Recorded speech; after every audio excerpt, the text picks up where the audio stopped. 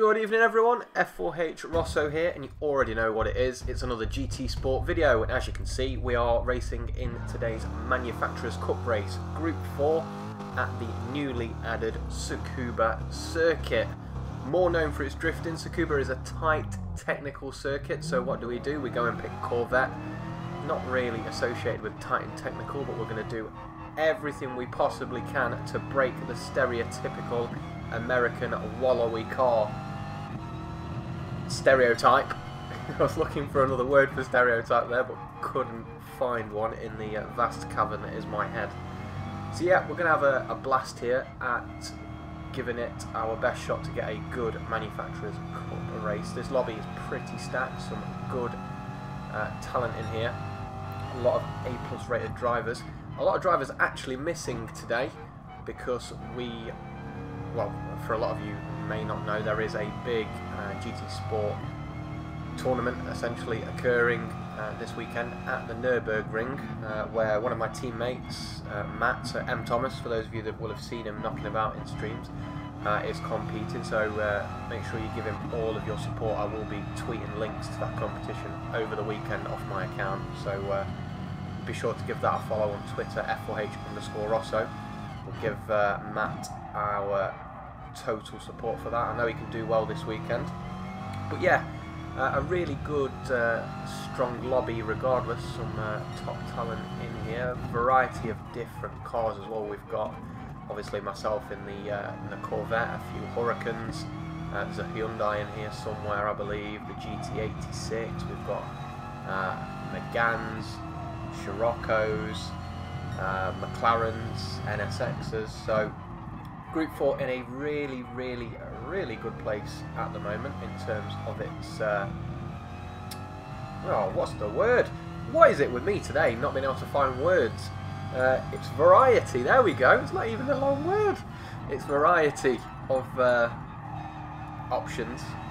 God, I can't talk. This is the worst not live commentary ever in the history of YouTube. But we're going around for the first attack at the circuit, our first flying lap. The first lap doesn't really count, just trying to make some space. So we're going to try and hit the track hard. Starting position, I feel at Tsukuba is going to be quite important. With it being a technical track, there's not really, unless you have a very compliant dance partner who's willing to tango with you, not really many places as this TT, absolutely scares the shit out of me. Yeah, it's a very difficult circuit to make a pass on. Unless you get a really good run out of that final corner, you can potentially do something up into the uphill braking section of turn 1, or potentially into the hairpin. But again, it's very difficult to make a move work there unless you've got a dramatic overspeed. So time's really close at the start. We've got the leader basically on a 55.3, whereas we are sitting fourth with a 55.5, and I know fifth also has a 55.5. So very close between the top 5, just 2/10 closing us. We've done a pretty decent first sector. Strategy-wise in qualifying, we're basically going to split it straight down the middle, so split it into 2 chunks. We're going to do a quick 3-lap burst. When the tyres have basically given us their best grip at the end of this lap, we're going to dive straight into the pits, get a fresh set of boots on, and give it another go. So approaching at the final corner, very tricky final corner, holding 4th gear, getting the nose in, just kissing that apex on the inside. Nice wide run. And we cross the line for a 57.354, which is enough for provisional pole position. So fast forward a bit, this is going to be our last flying lap of the session. 1 minute and 50 seconds left to go. The pressure's on. Mad Max there has put in a pretty stellar lap to beat our current 57.3 pole position. Well, what was a pole position time? So we're going to tip it into the first sector. We're up on our own time, but slightly down on his. Nice and tidy through the right-hander. Quite tricky to get that one right, actually. Take a bit too much on the inside, it can unsettle the car. Get on the power too early, and that grass on the outside is a one-way ticket to Barrier City. No return flight. You are going to be out there, and your bonnet is going to be crumpled into a million different pieces. So heading down to the final corner again. Not quite close enough, I don't think, to benefit from the toe of the NSX in front, but a nice final corner regardless. Hard on the power. And we're going to hit the timing beam for a 57.2, so not quite fast enough to take second position away from Mad Max, and Asterisk has just put in an absolute worldie of a lap to hit a 57.0, so he's going to take the pole position for this one. So let's see how the race goes. So here we are then, Asterisk on pole position in his Subaru. Four-wheel drive cars notoriously good at Tsukuba. Second is GTP Mad Max in his Toyota GT86. We've managed to put the Chevrolet Corvette Gr4 in third, and then we've got an NSX behind us. Treviso in fifth in the Megane. I believe a viewer of the stream, so hello Treviso. We'll see how this one goes. As I say, it's going to be very difficult to pass on this track. So strategy-wise, I'm thinking save fuel, pick our battles, remain clean, and see if we can pick up positions through attrition rather than trying to force our way forwards. We're going to skip the mandatory 28-minute Gran Turismo intro. There we are, sat in third on the grid. So let's get the race underway. So 25 laps of Tsukuba, 25 laps of any other circuit, and it's pretty much a life sentence. But this one, being just 57 seconds long, it's going to be over before you can blink. So we've got a good run at GTP Mad Max into the first corner. He covered off that inside line, and I kind of had a half think about going even further inside, but I thought to myself, obviously, pre-race strategy was to basically keep it clean and try and make positions through just driving sensibly, rather than trying to force the issue. So I had a late change of heart and jinked to the outside, but was sat underneath his rear bumper at the moment. Again, a nice run out of the right hand kink, heading down into the hairpin, but again, nothing silly. We're just going to keep our eye on how the race unfolds, see what his race pace is like, because you never know, he could be faster than the guy in first, he could drag me up to the guy in first, he could make a mistake, and if I'm too close to him or trying to pass him, that collects us. So there's not really a huge amount of space to move on Tsukuba. It's not a particularly wide track apart from this main straight. The track is quite narrow. As I said in the intro, it's a track actually with the intention of drifting. You can tell by the nice sweeping constant radius turns, etc., that it's more of a time attack slash drift circuit rather than a full out racing circuit. But lap one's passed without any sort of incident. The top four kind of forming just a little breakaway group at this point. We've got Nushel, the German, behind us, whose name I've probably just butchered, unfortunately, in the NSX. We are sat in our Corvette, sitting pretty in third. Mad Max, the Finn, in second in his GT86, and then the Subaru, four-wheel drive Subaru of Asterisk, is doing well out in first. We're very close there to that grass on the outside. Didn't actually realise just how close I got to the outside there watching this, but it's amazing the little things that you pick up. You're that tunnelled in to concentration mode, you know, really focused when you're actually racing, that you tend to miss sometimes the obvious things. But yeah, I didn't realise just how close I got to the edge there. It would have been a very different race had we clipped that outside grass like the Subaru very nearly did through that right hand kink just there. So settled into a nice little rhythm so far. The GT86 rotating nicely from the rear there, getting a little bit of a drift on. Maximum style points for Mad Max through the hairpin. So it's all I guess settled at the moment. Not really a particularly exciting start to the race. I think it's going to be more of a strategical affair rather than an out and out barnstormer. This one, it's going to be a bit of a slow burner, particularly with it being 25 laps. It's a long race. It's even though the track is short, as I said at the start, it's still a decent race. It's going to be a one-stopper. I think think the main aim through this first stint is to try and preserve the tyres, not be too harsh on the tyres. I think we may be at a bit of a disadvantage with how hungry the Corvette is on its tyres, especially the front left on this circuit is going to take quite a pounding, with the majority of the corners being right-handers. It's not going to be particularly kind to that front left tyre. But wear wasn't really too bad at this point. We're going watching the fuel as well, just to see how far we're going to make it. I think pitting around the middle of the race for this one is going to be the ideal strategy, just simply for the fact that the tyres I think are going to go off before fuel ever becomes an issue, as the Subaru makes a big mistake out of the first corner, takes a lot of grass, and as you can see from the flashing red sign there, quite kindly telling us that Asterisk has a penalty. How much, we don't know, so we've got to stay quite close, and that's going to dangle a carrot to Mad Max for certain.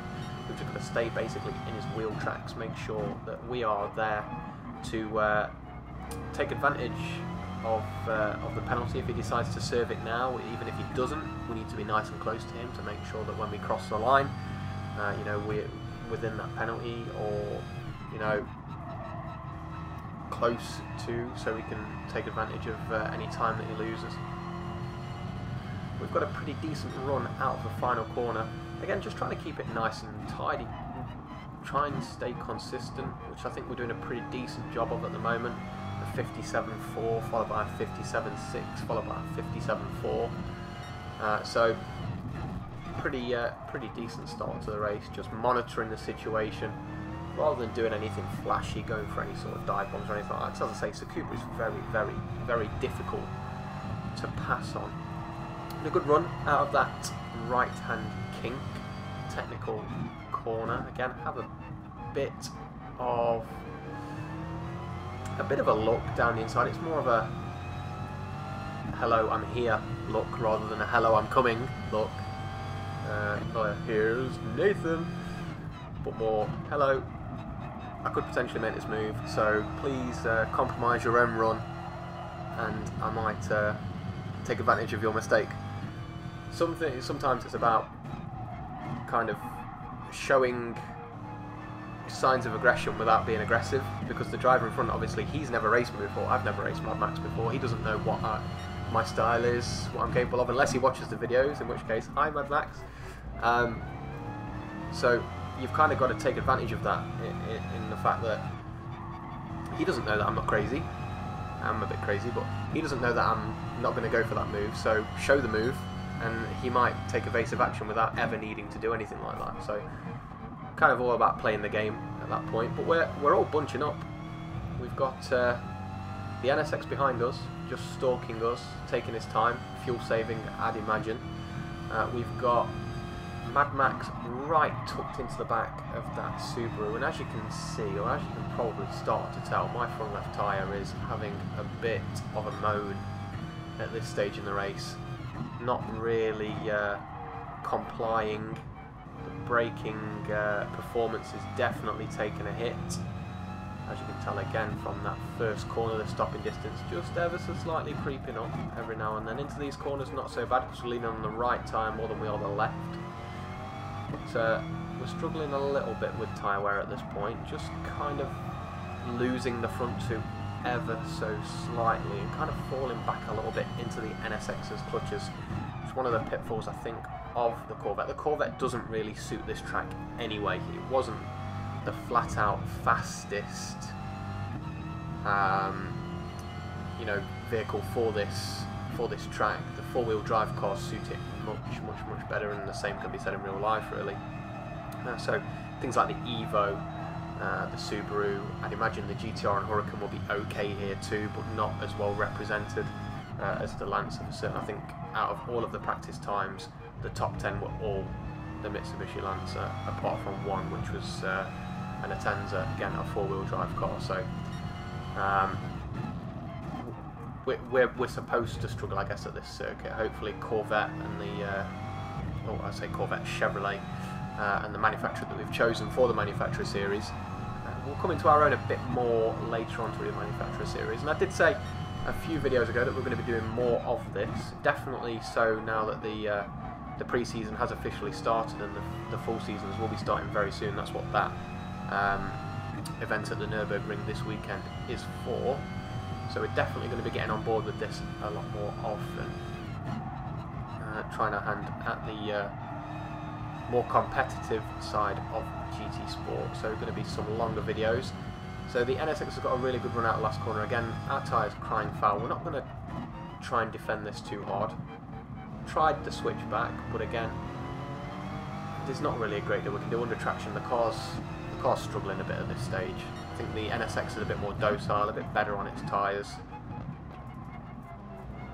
Again, struggling with stopping distances. I thought for a second that we were going to park it in the back of the NSX there, but just managed to keep it out of a big accident. So we're approaching pit stop number 1 at this point. At this stage I'm thinking try and follow the NSX forward, use the toe to see if we can close the gap, because I wasn't really having a lot of joy trying to close the gap through my own pace. I think the Chevrolet got worse during the stint. I think the strong point of this car is its early stint pace rather than its actual longevity.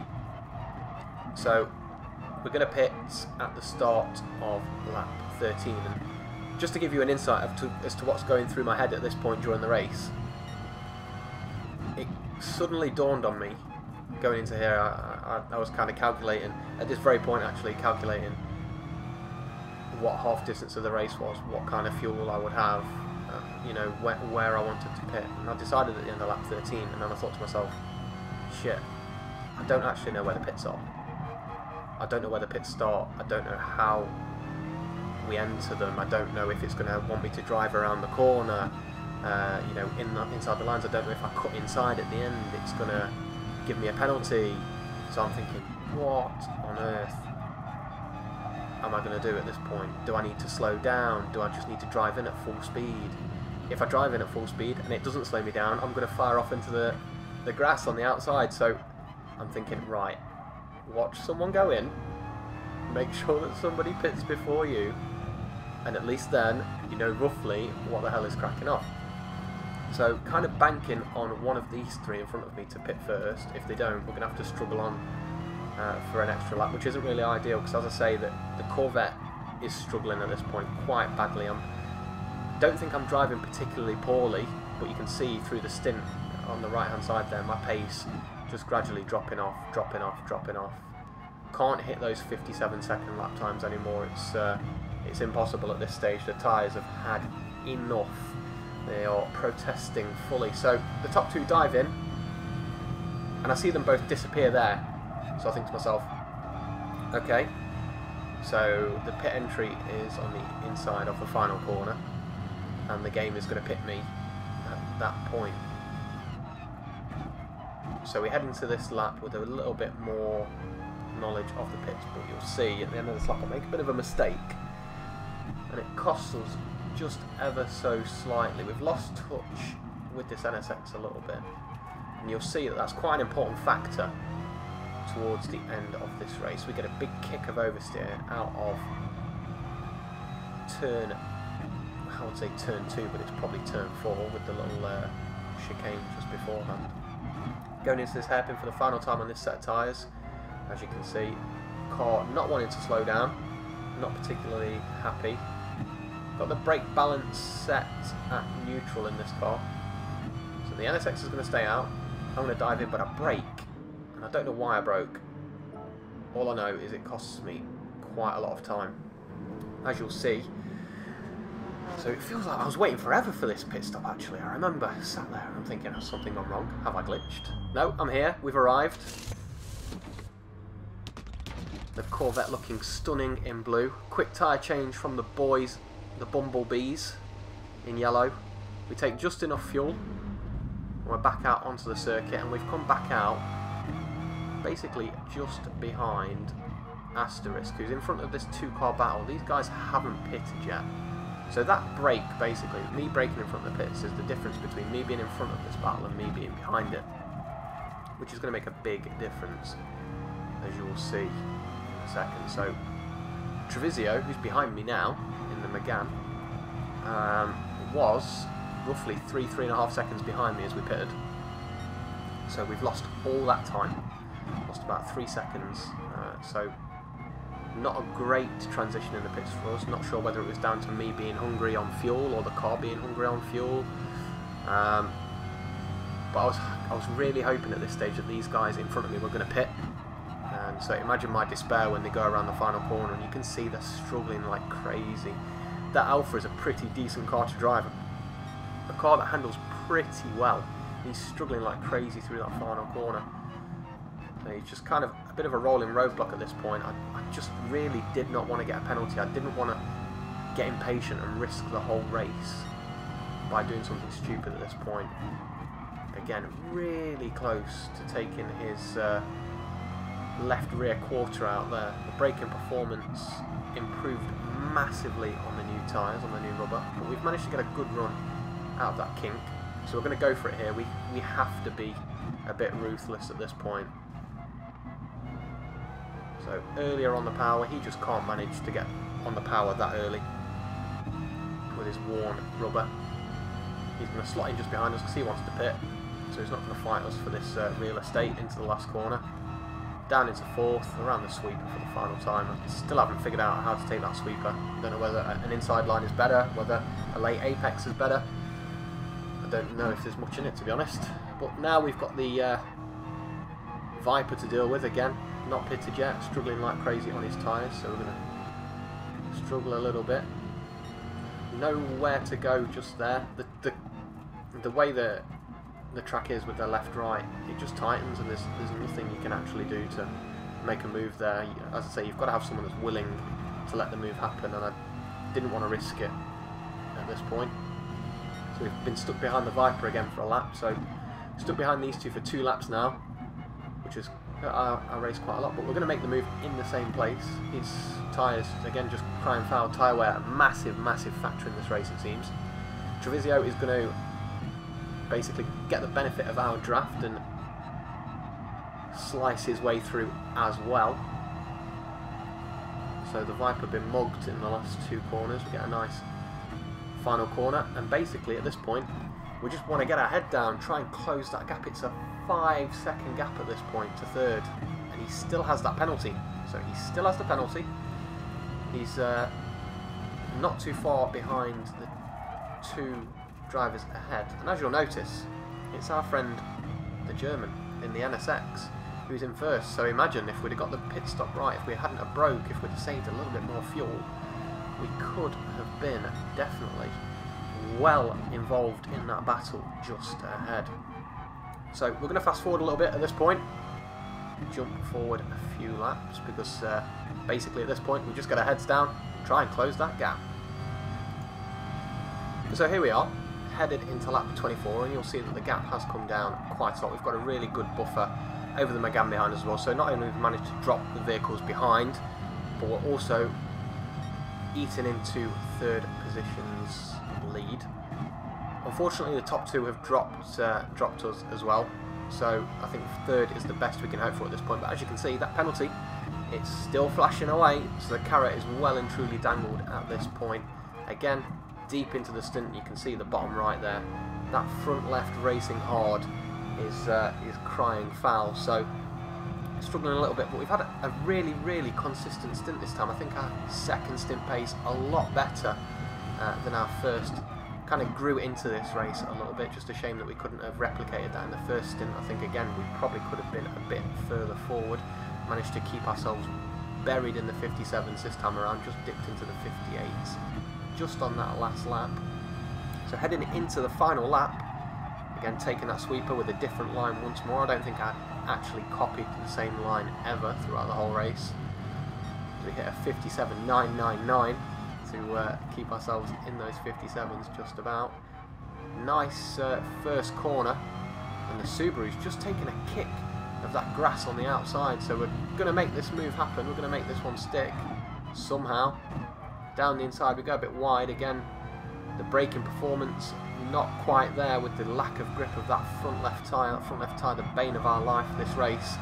But we've managed to slot ourselves into third, so we're back up into our starting position, heading down into this hairpin for the final time. So he still has that penalty. I'll have a look back in a second, I think, just to double check, make sure. There it is. Yep, he's still got it. So I knew that he wasn't going to fight me into this final corner, and sure enough, he just goes to serve that penalty. Secures himself the 4th place rather than do anything silly into the final corner. A nice respectful race, and we actually managed somehow to get a clean race, as you see, running out of fuel right at the end there, timing it absolutely perfectly with the fuel and the fuel saving.